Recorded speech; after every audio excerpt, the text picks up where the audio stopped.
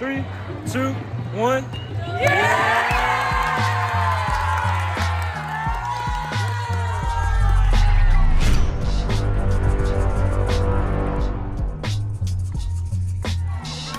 Hey, welcome to week 5 of Showtime. Today we're starting things off watching a little middle school volleyball. That's my cousin, I know her. That is the Olivia Davis. She is 6'4", already dominating the courts in volleyball. Funnily enough, playing the Blair Oaks Falcons.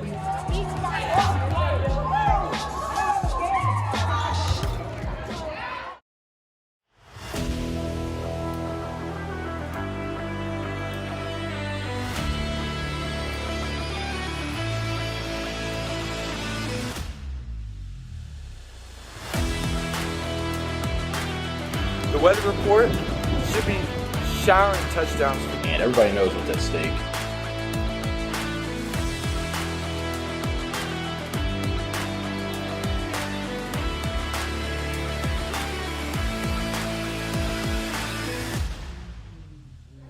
Yeah, so this week we actually have to be nice to people in the community because it is homecoming candidate voting today.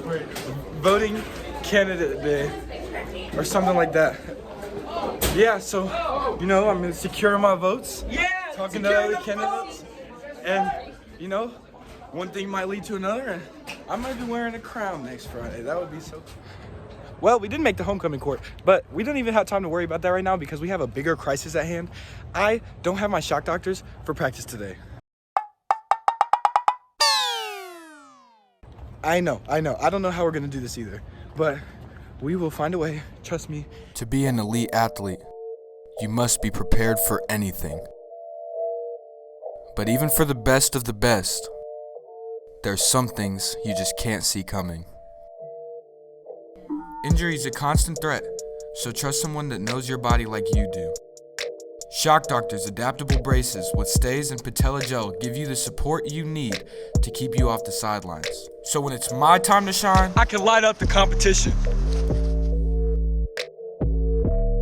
Shock Doctors. Shock the world.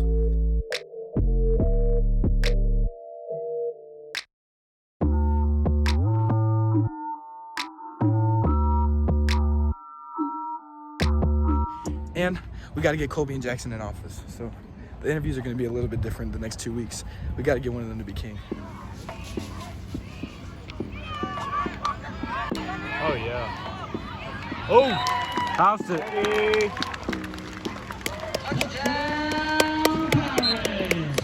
Yeehaw! Speaking of which, I have another matter that is grabbing my concern at the moment. I got a golden ticket. No, we started doing our grade checks this week. So I gotta fill my classes out, gotta fill my percentage, missing one. I'll get it, don't worry, coach. And every grade under a 73% is 500 yards of barrel pushes. I feel sorry for them. I think, oh my God, 2,500? Hey Evan, you got any barrel pushes? Nope. No sir. Jackson, you got any barrel pushes? Nope. No sir. Isaac, you got any barrel pushes? Yes. What class? El Bozo. How many barrel pushes? 0. How many barrel pushes? How many barrel pushes? Ethan, imagine having this. 500. Seth Thurman. How many barrel pushes? Oh, okay. Okay. A lot of very studious pirates, right, Clayton? Yeah. How many barrel pushes you got? 0. Yes, sir. That's right. A couple of us gonna be after practice, but it's not gonna be me. And get your grades right. If you're in 8th grade watching this, freshman year, you're gonna get hit with these barrel pushes if you're not taking it seriously now. So make sure you're doing your homework, getting the right amount of sleep. I sound like the videos they have us watch. This freshman orientation. But yeah, do what they say because they're not lying to you. Well, there we go. Barrel pushes finished and personal character traits tested. It's time to go to sleep and wake up in the morning for morning workouts. Then after that, it's time to prepare to face Blair Oaks.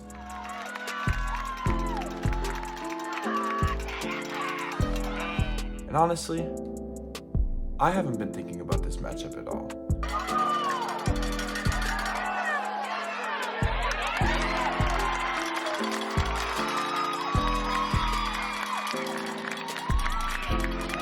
it really, other than watching film, hasn't been present in my mind anywhere else. It's 4th and out. Blair Oaks 37. We win 22. It's just another game, like every other game, right? Just like any other game. We better hope we stay scholarly too, because we got our college fair today. We got, who's here? State Fair is here. Missouri State's over here somewhere. Stevens College, Mizzou's here. And all this information is ours for the taking, so we're gonna take advantage. Where are you gonna college? I don't know. Me either, man. Congratulations to Player of the Week, Darren Leonard. Darren, you just earned this award. How do you feel? Pretty good. You already know my teammates out here supporting me. You know, some call me Little D, but Big D. Brody, what can you tell us about Darren? A little feisty. Pretty feisty. Pretty cool kid. Above average for feistiness.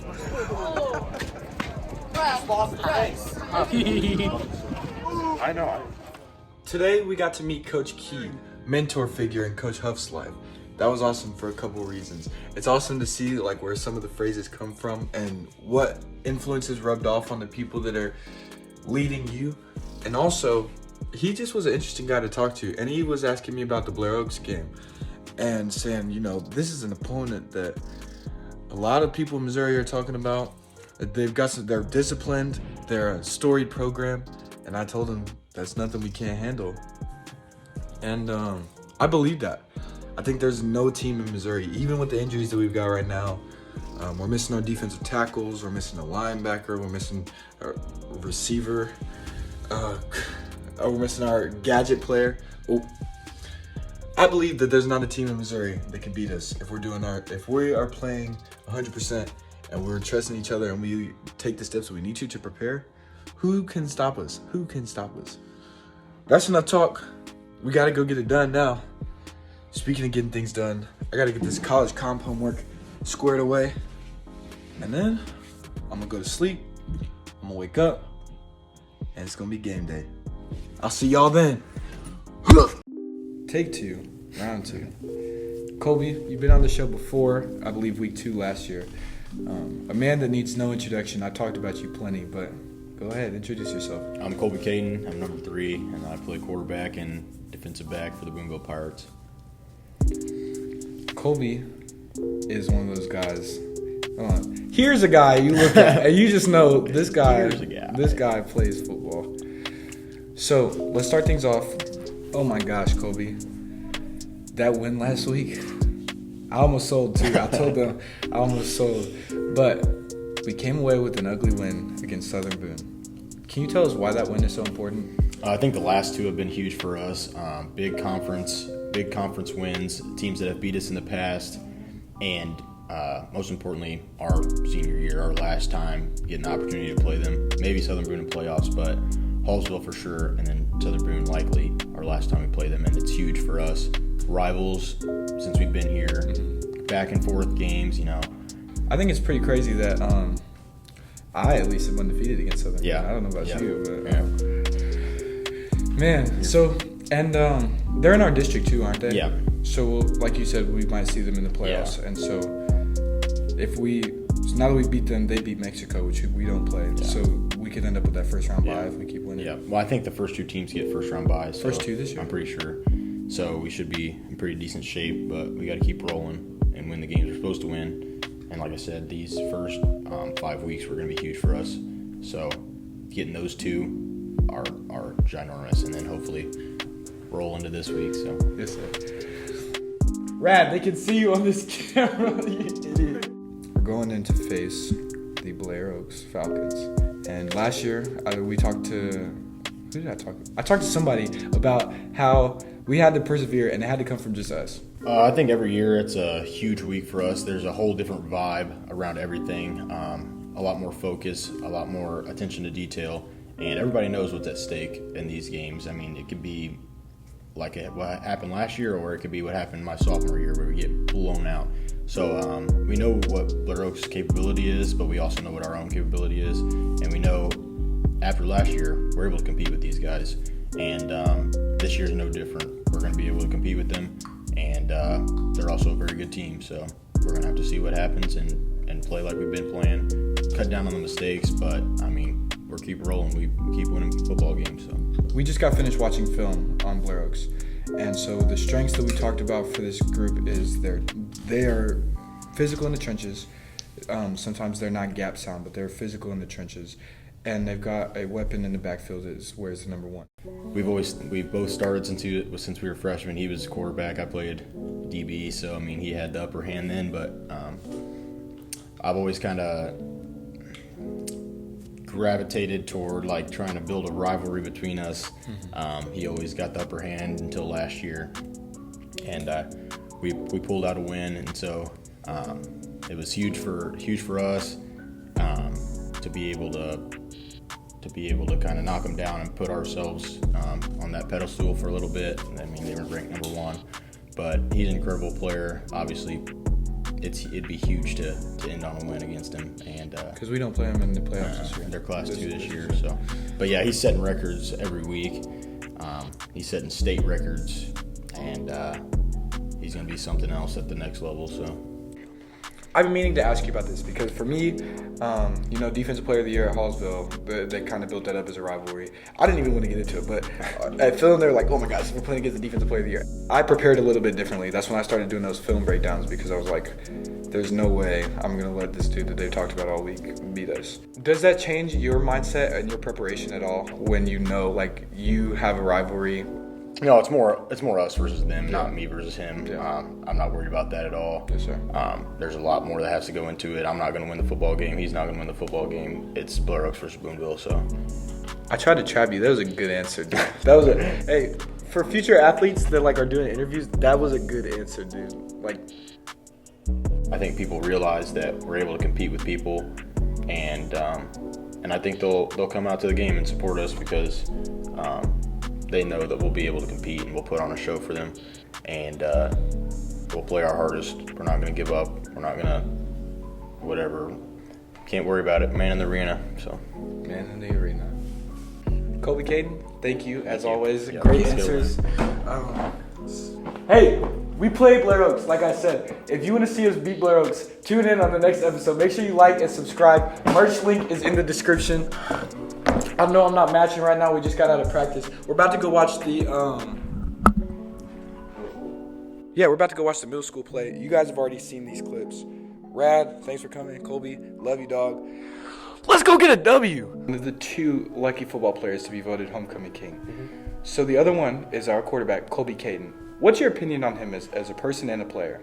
Colby's one of those dudes. I've been friends with him since, basically Little League baseball, because we didn't go to the same. He was a private school kid, I was a public school kid, but we're kind of that dynamic duo. I think I can speak for both of us when I say that if I win or if he wins, that we're going to be just as happy, and it's going to be competitive either way. Just like everything we do is competitive, so we'll give each other crap for winning, for losing, and whatnot, but. I think we're just both happy to be there and happy to see each other, succeed in life in general. So this last one's going to be especially rough for Colby, for Garrett, for everyone else that's on the court, for Bryson, Ben, Isaac, because those are all my friends, and even the girls as well. So especially with Colby because we kind of have that really close-knit bond with sports and with everything else in high school. It's just going to be, kind of that next step, so I'm going to try to cherish it while I can.